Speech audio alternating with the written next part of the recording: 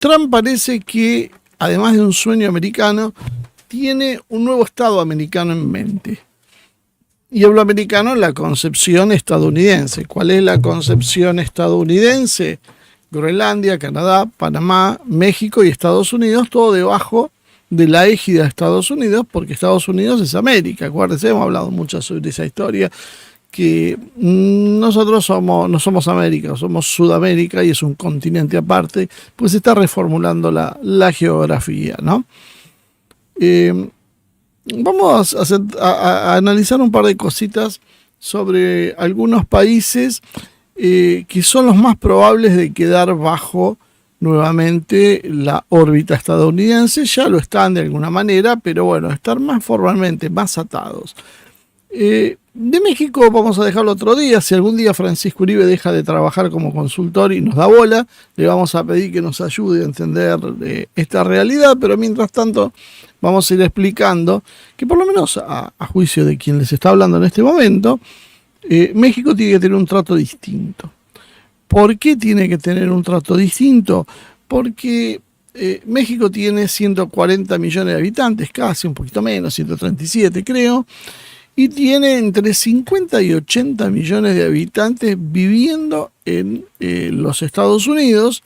Las cifras no se ponen de acuerdo ni los propios mexicanos, lo cual estamos hablando que la incorporación de México dentro de Estados Unidos, sumado a la alta tasa de natalidad que tienen los mexicanos en promedio con respecto a los estadounidenses, lo que va a terminar produciendo es un choque cultural y que Estados Unidos puede absorber a México, pero va a dejar de ser Estados Unidos. Entonces yo creo que con México las cosas van a ir por otro lado. No sé qué estatus le van a dar, pero no va a ser el de pleno derecho como puede ser Canadá, que es lo que por lo menos dijo Trump, ¿no? Entonces vamos a empezar por el primero que nombramos, Groenlandia. Pero en Groenlandia hay una polémica. El primer punto polémico de Groenlandia es cuál es la verdadera superficie. Porque cuando ustedes se ponen a ver, van a encontrar distintas cifras.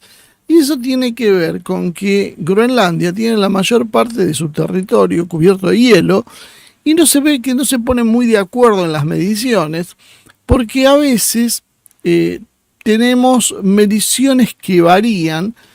Algunas alcanzan hasta los 2.170.000 kilómetros cuadrados. Para que tengan idea, es un país más grande que la Argentina territorial. O sea, es enorme la porción que hay. Pero claro, algunos te dicen, no, en realidad la parte de tierra de Groenlandia son entre 410.000 y 450.000 kilómetros, dado que el 80% de la superficie es hielo. Claro que algunos hablan de que en realidad la superficie de Groenlandia es de 1.700.000 kilómetros cuadrados y no de 2.170.000, porque teniendo tantos fiordos, plataformas heladas, áreas semisumergidas, se contabilizan de distinta manera. La única conclusión que podemos sacar de todo esto es que Groenlandia es básicamente muy, muy grande y tiene una población de aproximadamente 50.000 personas.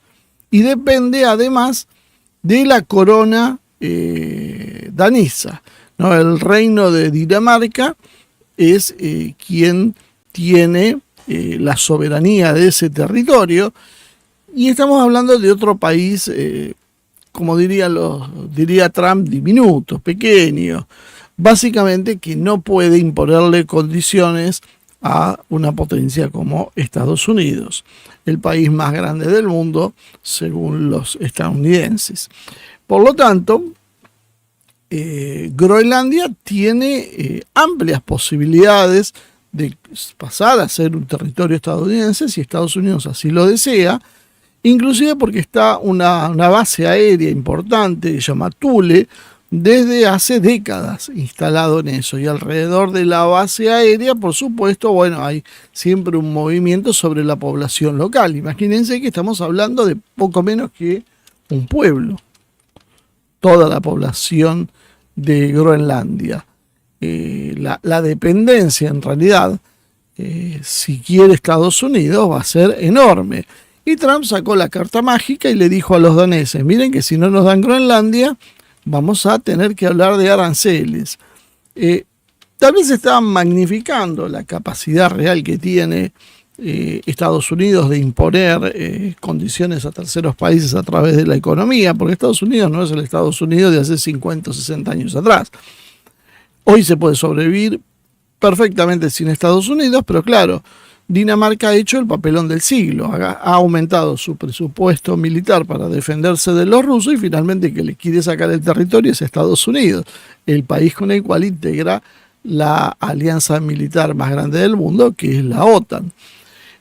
Fíjense qué paradojas que tiene el destino, ¿no? Y que sería casi como podríamos decir un mensaje para el resto de los países europeos. Tengan cuidado quiénes son sus amigos y quiénes son sus enemigos, porque mientras se preparan para pelear con sus presuntos enemigos, parece que sus amigos les roban pedazos.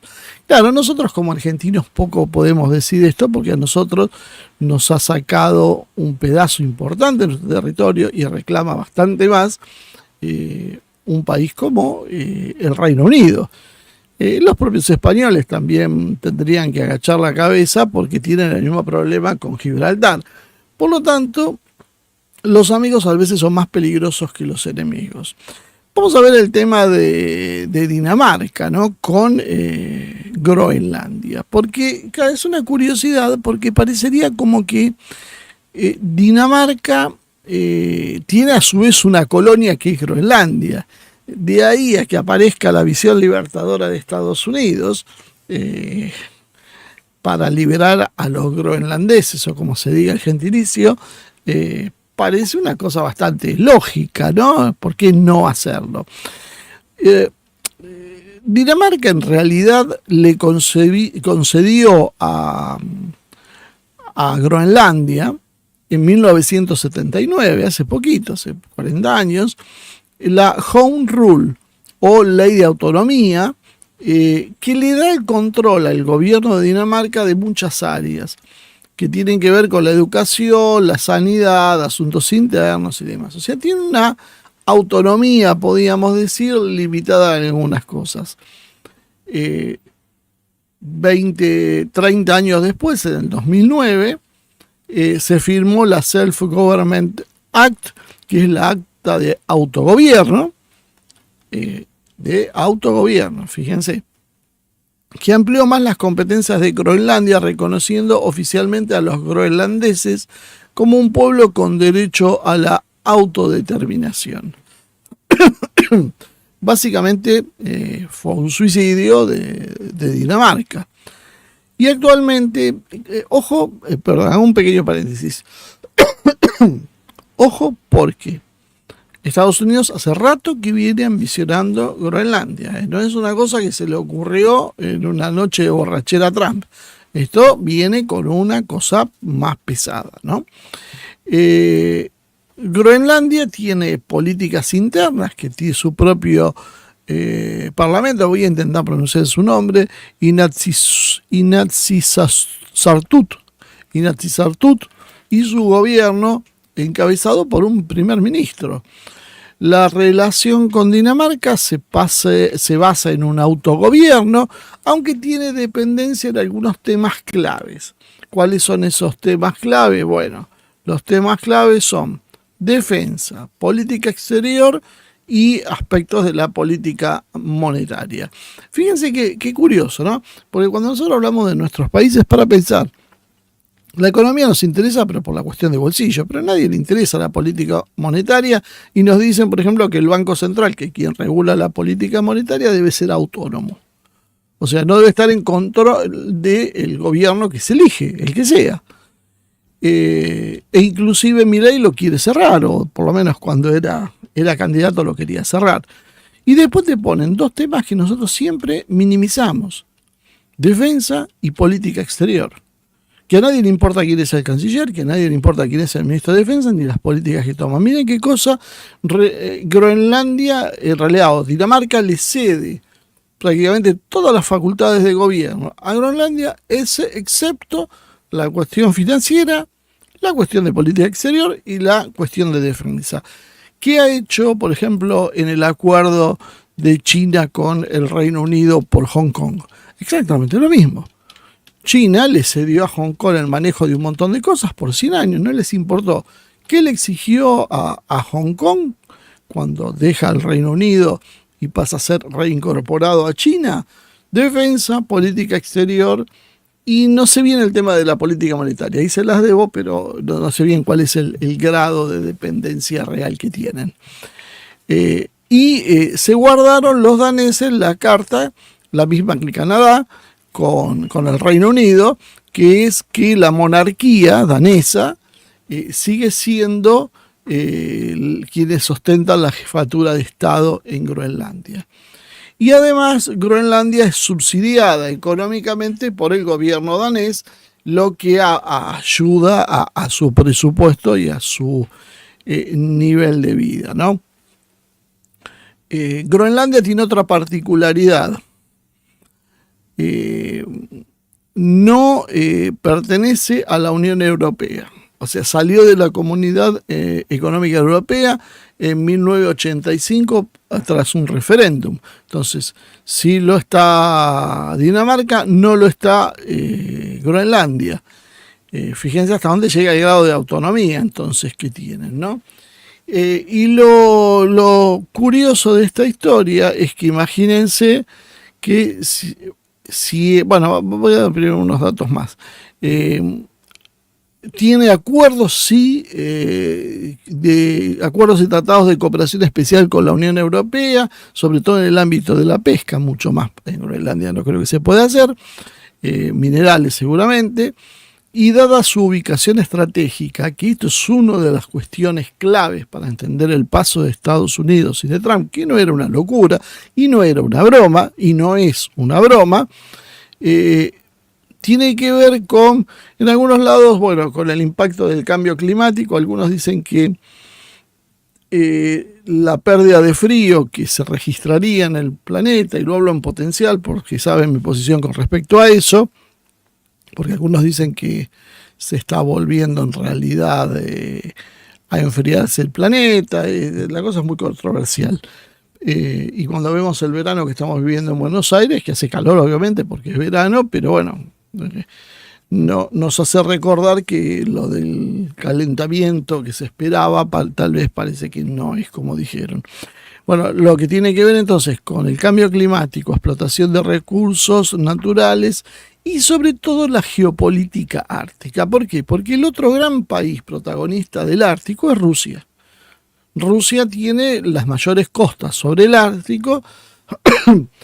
Canadá es la otra, que fíjense lo que ambiciona Trump, que tenía un pedacito, Estados Unidos, casi podríamos decir simbólico, hacia el Ártico a través de Alaska, pero bueno, con la idea de incorporar a Canadá y de incorporar a Groenlandia, se siente hablar de Rusia igual a igual, porque va a tener una superficie, no saqué el cálculo, pero una superficie equivalente a la que tiene Rusia. Si bien lo de Rusia es todo costa terrestre y la de Canadá y bueno, hay grandes tramos de océano en el medio.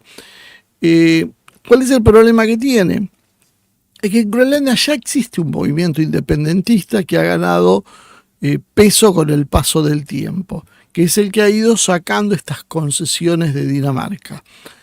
Y que ha ido consiguiendo quedarse con partes cada vez más de autonomía en lo que tiene que ver con la gestión de recursos como los minerales y la pesca, que son las fuentes de sustentabilidad. Bueno, recuerden lo que pasa con Malvinas, no es muy diferente.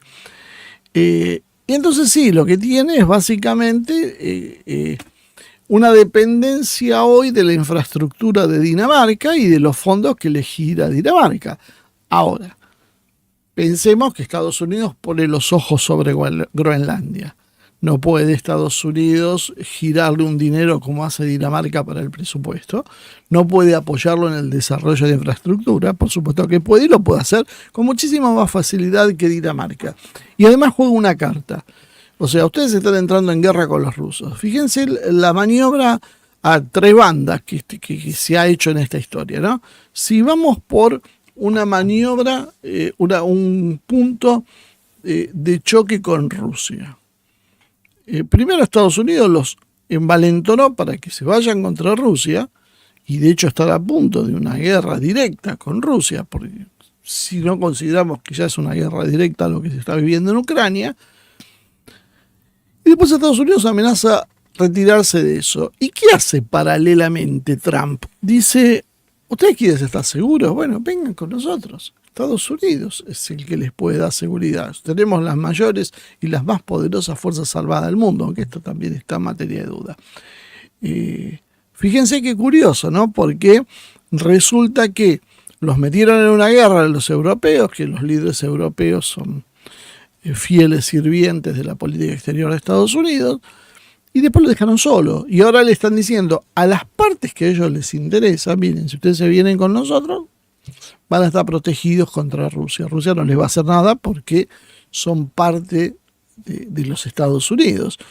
Y a los daneses, por ejemplo, que están en Europa continental, que los ayude Dios, porque el día que los rusos se decidan, se acabó Dinamarca. Entonces, la situación de Groenlandia no es ninguna locura lo que está diciendo Trump.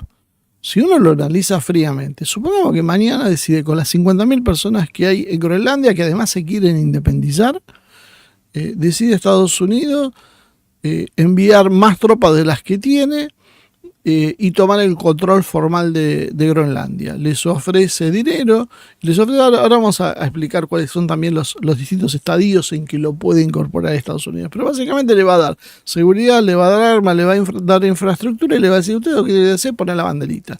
¿Qué quiere Estados Unidos de Groenlandia? ¿Por qué hace eso Estados Unidos de Groenlandia?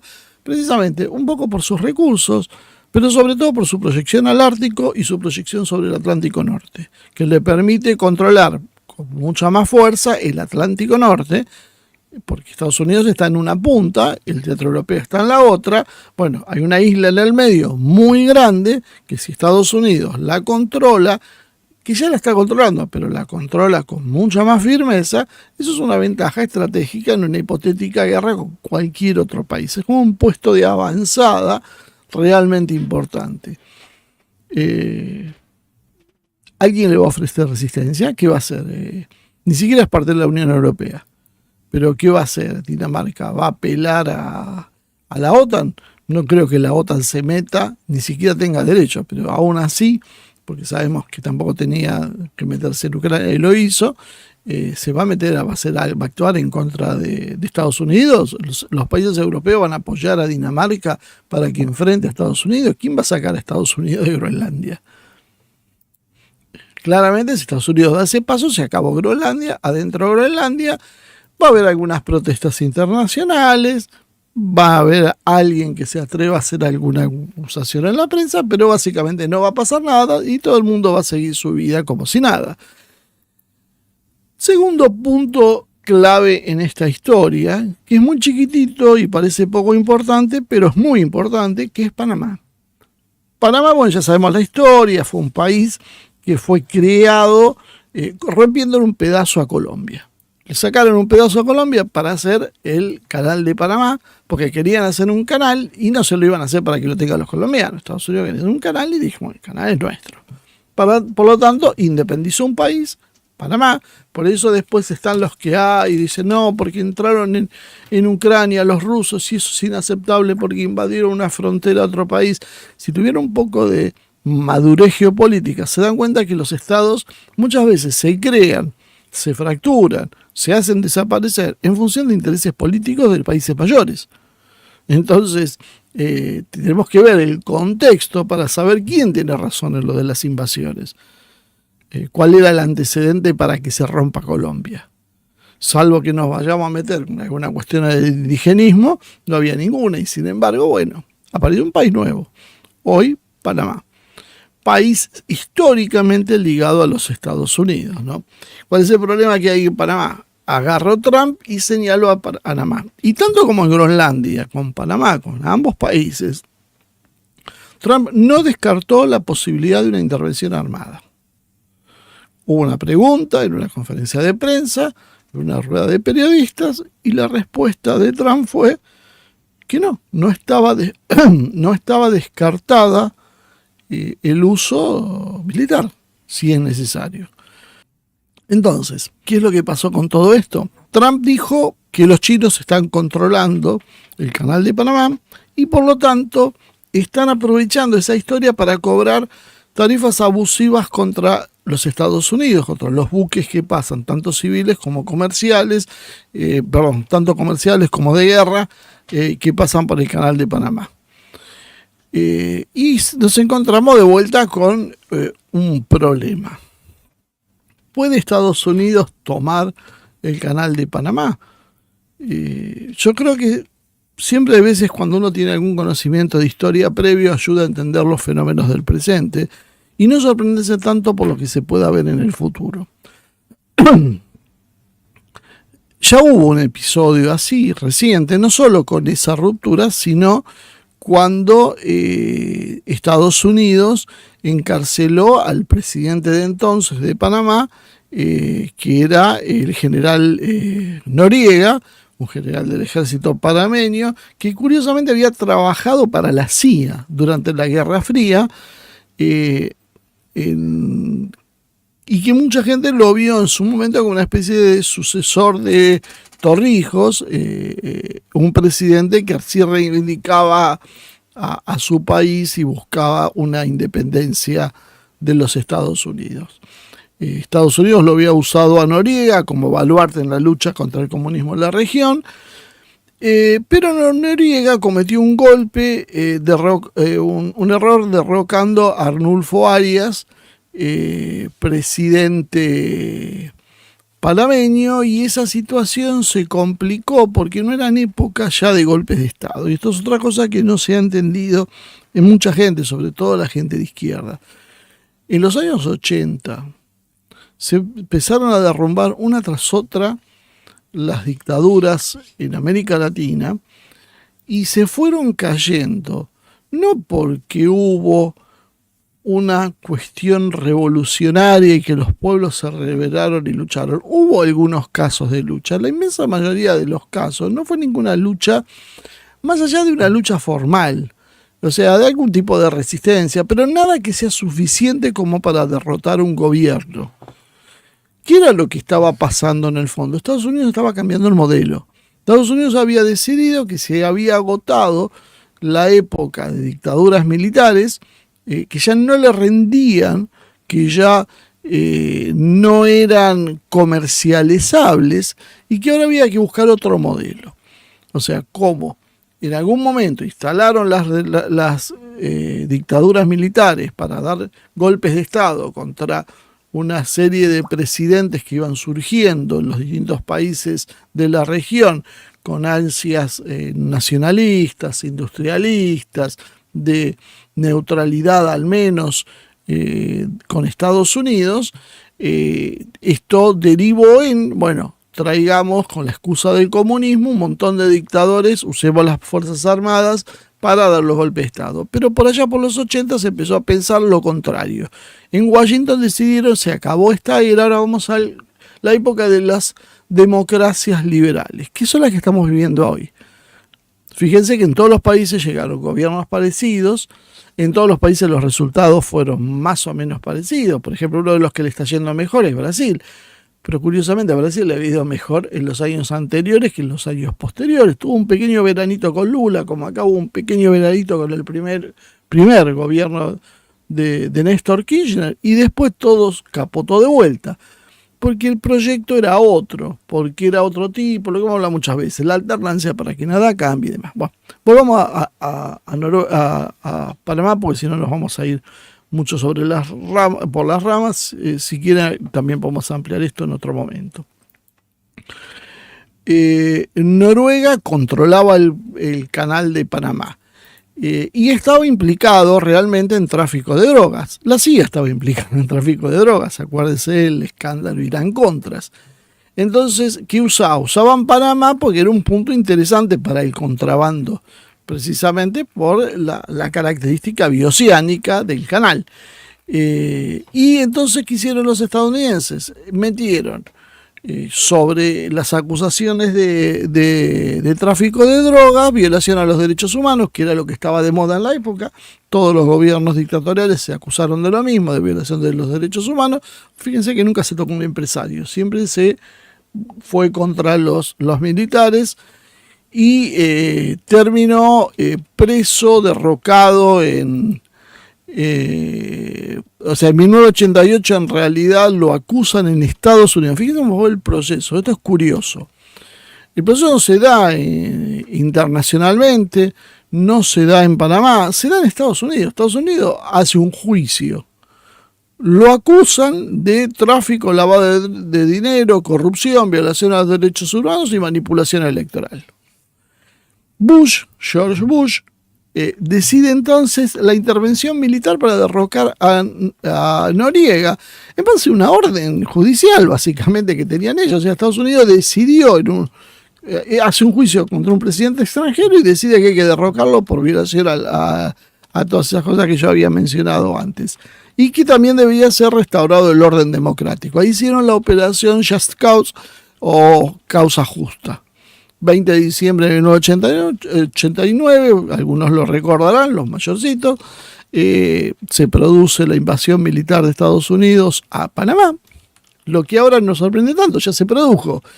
Y simplemente lo capturaron a Noriega, quien en algún momento ofreció resistencia, se refugió en la Embajada del Vaticano y después de un tiempo donde fue hostigado por los Estados Unidos, le ponían una de las cosas que se hacía, me acuerdo, era ponían parlantes con música a altísimo volumen, con música de rock metálico, y le ponían eso todo el tiempo, a las 24 horas, para que salga de la embajada y se entregue. Finalmente, bueno, el Vaticano cedió, autorizó a Estados Unidos a entrar por Noriega.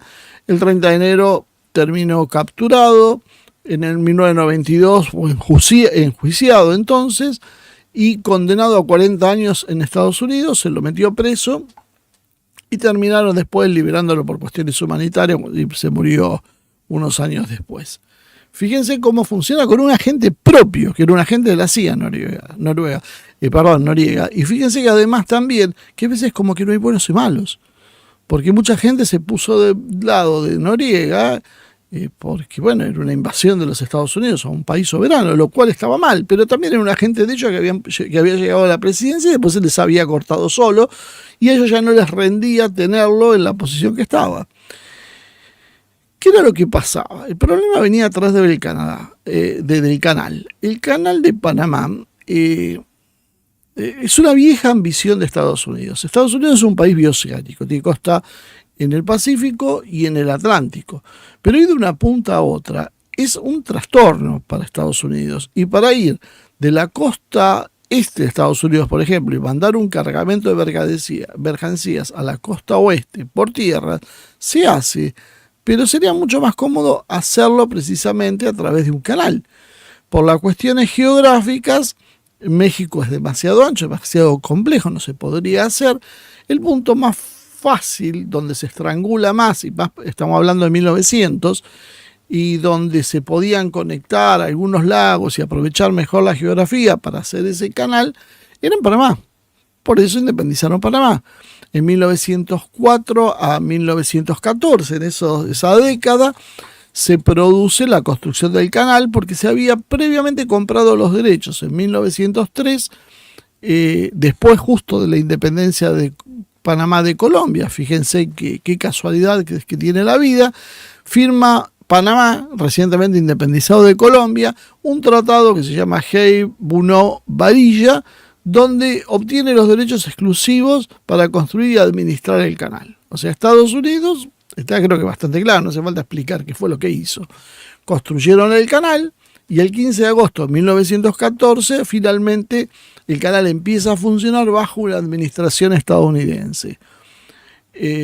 Hay una zona del canal de Panamá que tiene una zona administrativa que directamente controlaba Estados Unidos. Este proceso duró hasta el 79, o sea, Estados Unidos construyó el canal y se quedó no solo con el manejo, podríamos decir, administrativo, se quedó con una zona, que era la zona del canal de Panamá, como si fuera un pedazo de su territorio, durante 65 años. Construyó ahí bases de militares, construyó puertos, hizo infraestructuras para proteger y mantener el canal. Y obviamente esto produjo un impacto fundamental en todo lo que era la sociedad panameña, ¿no? La de Estados Unidos queda muy ligado a Panamá precisamente por eso.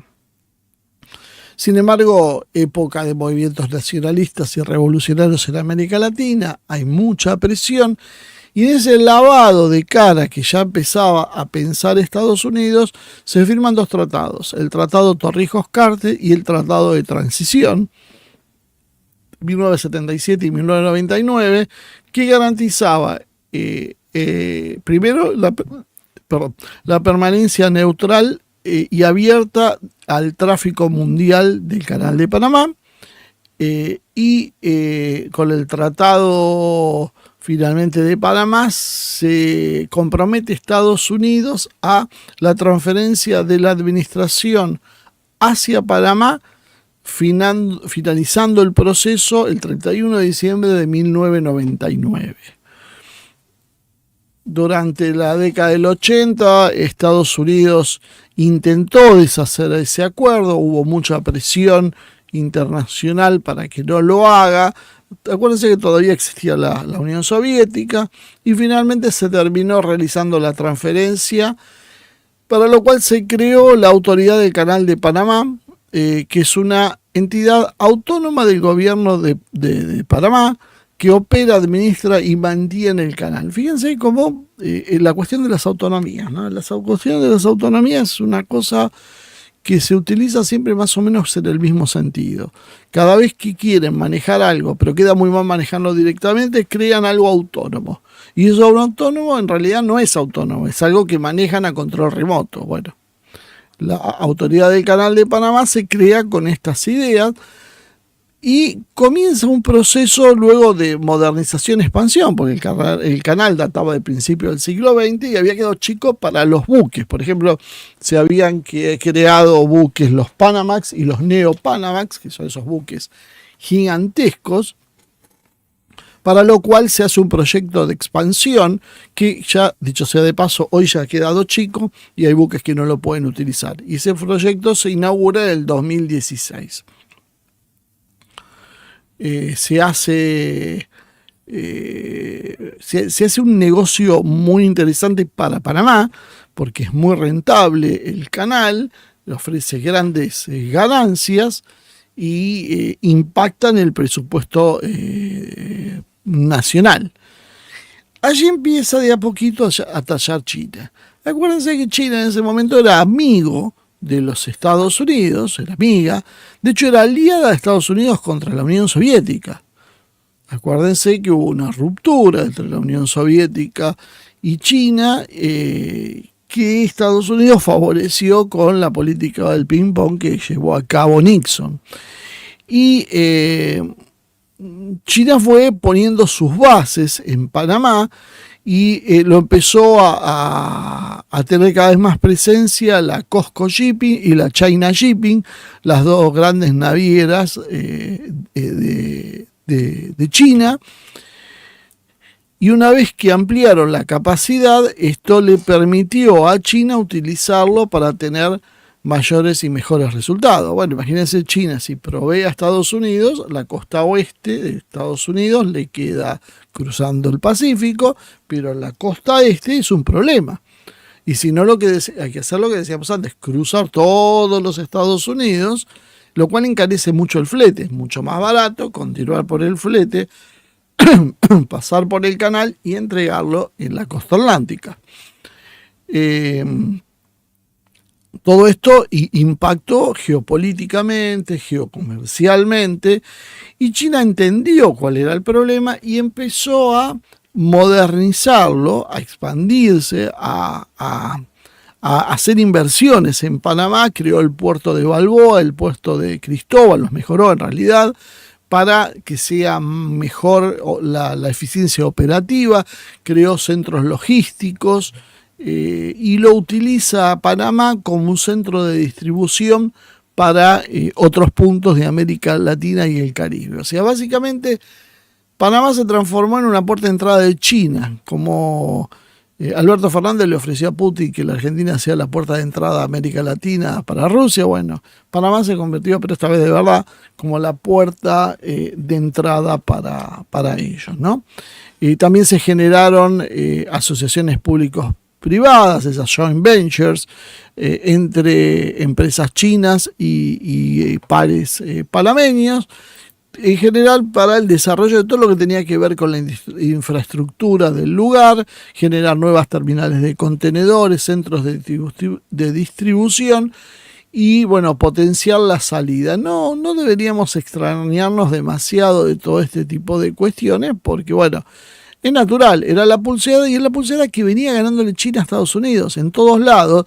Ahora en Perú, con el megapuerto que están haciendo los chinos, China comienza a absorber todo desde el punto de vista económico. Pero también nosotros muchas veces dijimos, todo esto funciona hasta que Estados Unidos decida, bueno, basta de lo que está pasando.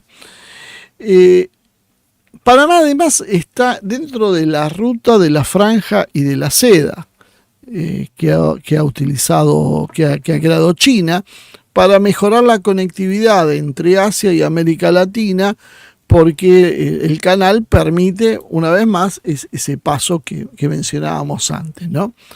Entre paréntesis digo, no sé si recuerdan que Nicaragua estuvo a punto de hacer un canal, había firmado todo y después hubo unas cuestiones extrañas y nunca se hizo el canal de Nicaragua como rival para Panamá. Bueno, yo creo que Estados Unidos, estamos viendo la reacción, no iba a permitir de ninguna manera un canal alternativo al de Panamá en Nicaragua. China además promovió proyectos de infraestructura que mejoraran carreteras, ferrocarriles y redes de telecomunicaciones en Panamá.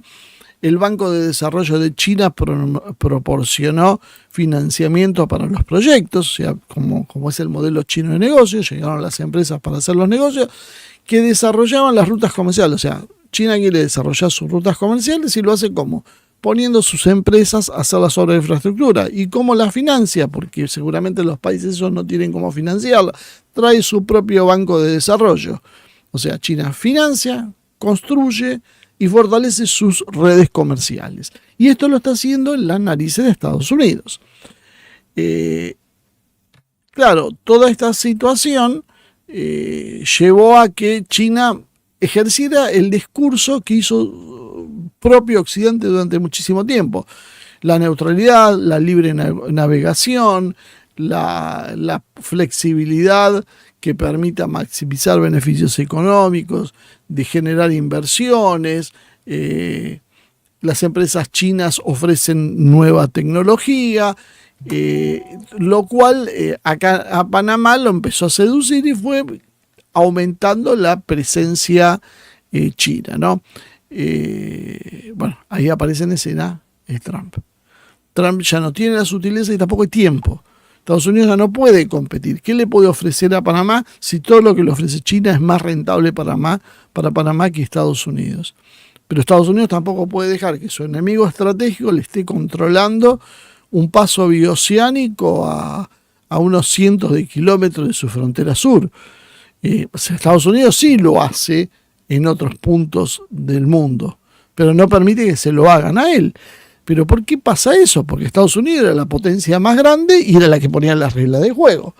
China intentó su política de ir despacio, silbando bajito, diciendo nosotros somos una potencia mediana que solo quiere vivir mejor, y fue creciendo y creciendo y creciendo. Estados Unidos pasó lo que era lógico y era lo que iba a pasar cuando hablábamos de la trampa de Tucídides. Estados Unidos detecta el problema y encuentra la solución. Primero lo tratamos de convertir comercialmente, después apelamos a las sanciones económicas y en algún momento se van a incrementar sanciones mucho más duras económicas y probablemente un enfrentamiento militar. Estados Unidos es el primer paso, no enfrentaría directamente a China, enfrentaría a Panamá. Pero ¿qué es Panamá? ¿Qué resistencia le puede ofrecer Panamá a Estados Unidos? no tiene condiciones materiales de ofrecer una resistencia. El resto de América Latina, imagínense que va a mirar para otro lado si invaden Panamá hoy, o se cree alguien que Milei va a hacer algo. Protestará Petro, protestará simbólicamente Lula, pero acá no pasó nada, lo mismo que con Groenlandia. Por eso Trump dice lo que dice, porque lo puede hacer y decidió que es demasiado, no le puede dejar a China que maneje Panamá y no tiene forma de hacerlo si no es por la fuerza. Así que, señores panameños, vayan pensando que en cualquier momento son absorbidos por los Estados Unidos, por lo menos un pedazo, que es lo que interesa, que es el canal. En el caso de Canadá es un poquito distinto, porque Canadá ya es un estado de Estados Unidos. Canadá, como dice Trump, no puede sobrevivir, porque acá Groenlandia sobrevivía por Dinamarca. Panamá sobrevive por el comercio internacional y básicamente por los acuerdos que tiene con China. Ninguno de los dos necesita Estados Unidos. Canadá sí. Canadá es Estados Unidos. Y Canadá ha tenido un papel mimético con Estados Unidos en materia de política exterior. Hacen lo mismo que hace Estados Unidos y muchas veces son empleados por Estados Unidos para ser la vanguardia de esto. Ejemplo, Chrystia Freeland, ex viceministra, viceprimera ministra y ministra de Finanzas, fue la figura que inició y empujó las primeras rondas de sanciones en el G7 contra Rusia, cuando se produce la cuestión de Ucrania, cuando empieza a producirse esa historia. Y esta Chrystia Freeland es el modelo globalista que podríamos decir. Trudeau está absolutamente desgastado, no puede ofrecer la resistencia al trumpismo, y ahí en Canadá vemos una lucha. Ese sector con Freeland a la cabeza, y después el sector de los que se están reconvirtiendo como trumpistas o nacionalistas o quebequianos. Entonces todo este tipo de gente se está nucleando para favorecer la posición de Trump. Y Trump está ayudando a que se decidan diciendo, bueno, le vamos a poner un arancel del 25%, lo que le dice a todos, y ustedes se van a morir de hambre. Y en Canadá los impuestos son asfixiantes y en Estados Unidos son mucho más bajos. Y nuestra economía es más dinámica que la de ustedes. Entonces, ustedes pueden entrar, seguir viviendo como vivían hasta ahora, pero tenemos que tomar el control nosotros del país. Son parte de Estados Unidos, en definitiva son muy parecidos. No vamos a hacer problema. Los canadienses sí pueden entrar, a diferencia de los mexicanos. No van a tener el problema demográfico de que te entren 130 millones de mexicanos a tratar de cambiarte las costumbres, la forma de operar y que mañana te pongan un presidente y te hagan un lío bárbaro. Los canadienses son 25 millones más o menos, no sé, nunca me fijo cuánto es la cantidad hoy exacta de canadienses, no creo que lleguen a 30, no mucho más que eso, por la inmigración tal vez puede ser.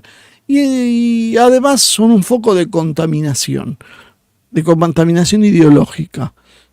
Super progres, después de tantos años de Canadá, mucho multiculturalismo, todo lo que Trump detesta y que Trump quiere eliminar. Así que nada mejor que incorporar a Canadá y aplicar las normas que ellos tienen.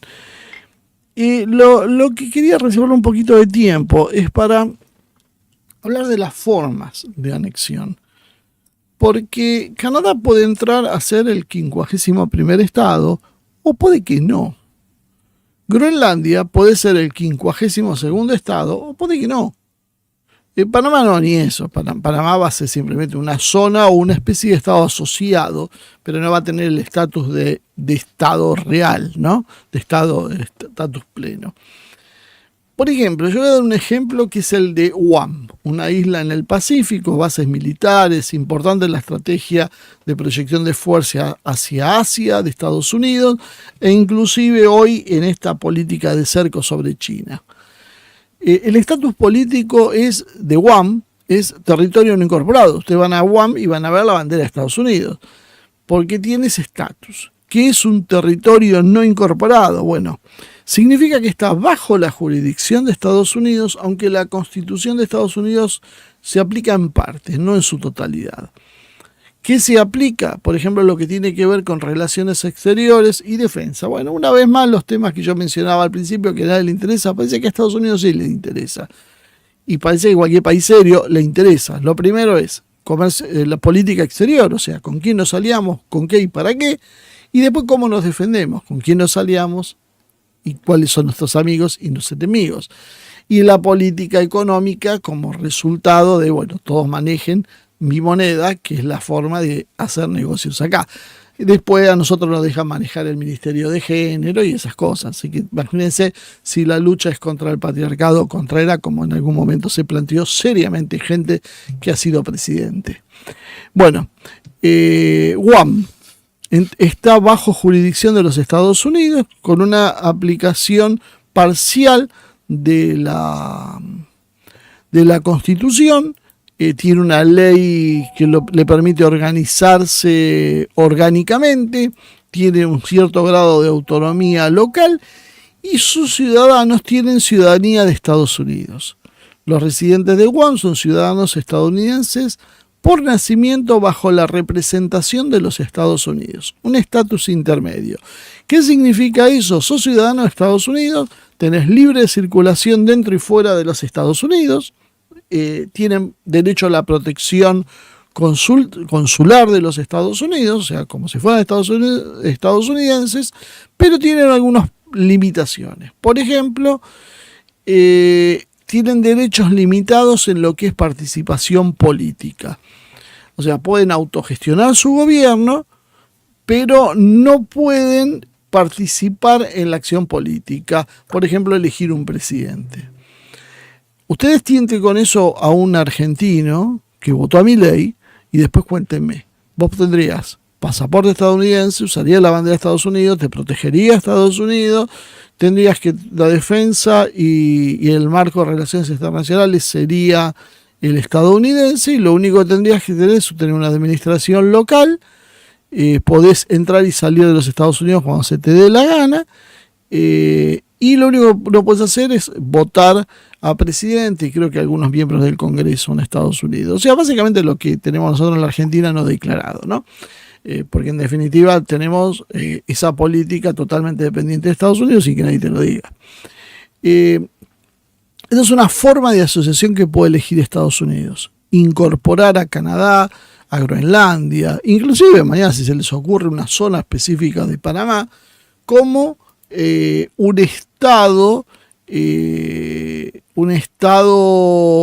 territorio no incorporado. Después hay otra forma, que es como Estado libre asociado. Estos territorios tienen un estado de autogobierno, es bastante parecido, y hay dos ejemplos de esto, uno es Puerto Rico y otro son las Islas Vírgenes de los Estados Unidos. Hay otros territorios con mayor autonomía, como las Islas Marianas o Samoa Americana, y esto ofrece un panorama para las anexiones que es bastante más amplio que lo que a veces burdamente se concibe como lo van a incorporar por la fuerza, van a hacer una invasión, va a ser un estado más de los Estados Unidos. Puede ser o no. Por ejemplo, México podía llegar a inventársele un estatus donde sea un país parte de los Estados Unidos, donde tiene que tener la política exterior de Estados Unidos, tiene que tener la política financiera de Estados Unidos, tiene que tener la política de defensa de Estados Unidos. Sus ciudadanos pueden tener derecho a entrar y circular por Estados Unidos, probablemente con alguna limitación de tiempo, y se acabó, pero no votan. Porque si votan te ponen un presidente. Los canadienses por ahí le damos plena autonomía porque, bueno, son lindos y nos caen simpáticos. Estados Unidos tiene cosas muy raras adentro. Por ejemplo, poca gente sabe que el Distrito de Columbia, que es donde está Washington D.C., la capital, no es un estado. El Distrito de Columbia es un territorio federal especial, algo parecido a lo que fue en algún momento la capital federal hasta que llegó la Constitución de los años 90 que cambió el estatus y la pasó a transformar como ciudad autónoma. La ciudad de Buenos Aires en ese momento dependía del presidente, que nombraba un intendente, que era el que llevaba a cabo la administración local. El Distrito de Columbia tiene un director, una autoridad que funciona bajo las indicaciones, básicamente la jurisdicción del Congreso de los Estados Unidos. No tiene, a diferencia de otros estados, representación en el Congreso con derecho a voto, y lo que tienen es un delegado que puede participar en los comités y en los debates, pero no puede votar en el Pleno. Las Islas Vírgenes es otro estado que se ha manejado con esta condición. Ha habido a lo largo de la historia otros ejemplos de estados que sí se incorporaron plenamente a los Estados Unidos, y no fue tan lejos. Alaska y Hawái lo hicieron en 1959, hace 60 y pico de años. Si bien habían sido admitidos como estados en el siglo XIX, el proceso de admisión real se terminó de concretar en 1959, porque mucho tiene que ver la situación política y la decisión política del resto de los estados. O sea, para entrar como un estado nuevo tiene que tener la aprobación de la ciudadanía básicamente estadounidense, de los estados de Estados Unidos, y los estadounidenses les pareció que Hawái estaba buena para ir de vacaciones y lo incorporaron. Y Canadá al principio era muy frío y a nadie le interesaba, y dijeron, ¿para qué compramos esta porquería los rusos? Pero después se dieron cuenta que había oro y que había otras riquezas, y pasó a ser un estado directo. Y ahora vamos a las conclusiones del programa de hoy, ¿no? ¿Por qué Estados Unidos hace esto? Yo creo que esa es la gran pregunta a contestar, y es la que ahora vemos que la mayoría de los expertos analistas intentan comprender, intentan entender, porque la mayoría de los analistas son muy clásicos, sobre todo cuando tienen perfiles académicos, y son muy temerosos de expresar algo que sale de lo convencional. Y Trump es un tipo que juega por fuera de lo convencional, y estos tiempos políticos son por fuera de los convencionales. La llegada de un tipo como Milei es una muestra de que no se puede ser convencional para analizar, hay que ser mucho más realista. Estados Unidos, ¿qué es lo que quiere? Estaba claro desde el principio. Estados Unidos se quiere ampliar, pero también Estados Unidos sabe que no puede ampliarse a nivel global. Por lo menos lo que hasta ahora parece que ha sucedido con Trump. Porque Trump tiene buena relación con Estados Unidos, y Trump lo que no quiere es ser llevado por delante por China. Con Putin. Trump es notoria la relación con Putin, si bien formalmente hoy están un poco distantes. La idea de salir y apoyar a Ucrania es maravillosa, muy buena para Rusia, pero ¿qué quiere a cambio? O sea, ¿por qué tanta generosidad de Trump? Siempre dijimos, nadie regala nada, nadie es tonto. Si Trump quiere salir de Ucrania es porque tiene algún otro plan. ¿Cuál es el plan de Trump? Bueno, los está haciendo saber ahora. Que va a desmantelar el wokismo y todo eso, después lo vamos a hablar en otro programa, que ya ha dado señales tan claras como que Zuckerberg salió a decir, bueno, nos equivocamos con las políticas de fact-check y censura y demás, y que esto es una barbaridad y prometemos no volver a hacerlo. Básicamente uno que se está acomodando a los nuevos tiempos. Pero en definitiva, lo sustancial de Trump hoy es, vamos a hacer un megapoder en América del Norte. ¿Se acuerda cuando nosotros hablábamos y definíamos un mundo de ecúmenes? ¿Qué decíamos sobre ese mundo de ecúmenes? Explicábamos que Estados Unidos puede confrontar con el resto del mundo, llevarnos a una guerra nuclear y probablemente desaparecer, o puede integrarse a ese mundo como un megapoder. Pero como un poder más, no como el único poder. O sea, va a ser un gran poder, pero no el único. ¿Cómo? ¿De qué forma se le pudo haber ocurrido a Trump trasladar esto a los hechos? Es lo que estamos viendo.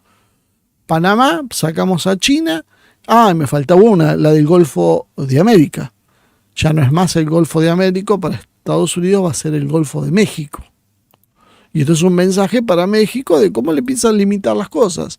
O sea, México va a ser incorporado en función de las necesidades de Estados Unidos y sus habitantes, que no se hagan muchas ilusiones porque tampoco pueden pasar a ser miembros de pleno derecho. Entonces, cuando a veces empiezan a hablar de un mundo de 500 millones de habitantes, ojo, sepan que eso pues, es un mercado consumidor, pero no va a ser la gente que va a elegir presidente.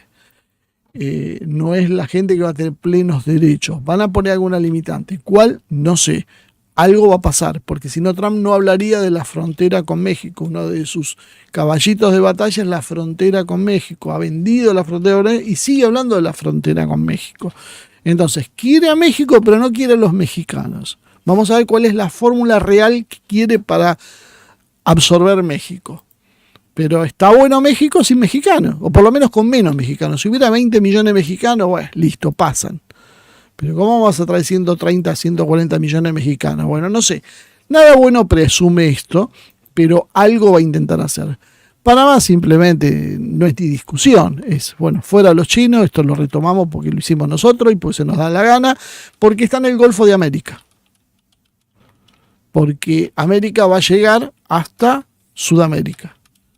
Porque siempre, históricamente, para Estados Unidos, su área de seguridad era América Central y Caribe. Por eso son tan recelosos de esa cuestión. Por eso no pueden permitir que exista una Nicaragua o una Cuba y miran con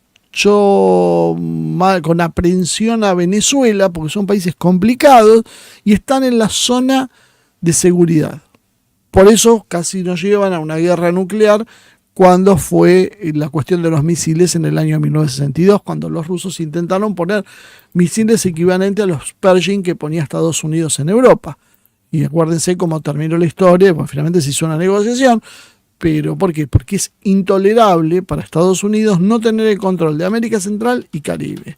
Malas noticias para la gente de América Central y Caribe, porque ellos van a recibir sí los coletazos de Trump. Venezuela porque asoma al Caribe, aunque sea sudamericano, y ese es el problema. Después el resto, nosotros somos el patio trasero, somos la despensa, el galpón que hay en el fondo para guardar cosas, y cuando necesitamos a ver qué hay que nos interese, que nos sirva, o cuando tenemos que hacer algo y no queremos ensuciar en casa, lo hacemos ahí. Bueno, eso representamos para Estados Unidos, pero no somos la casa principal.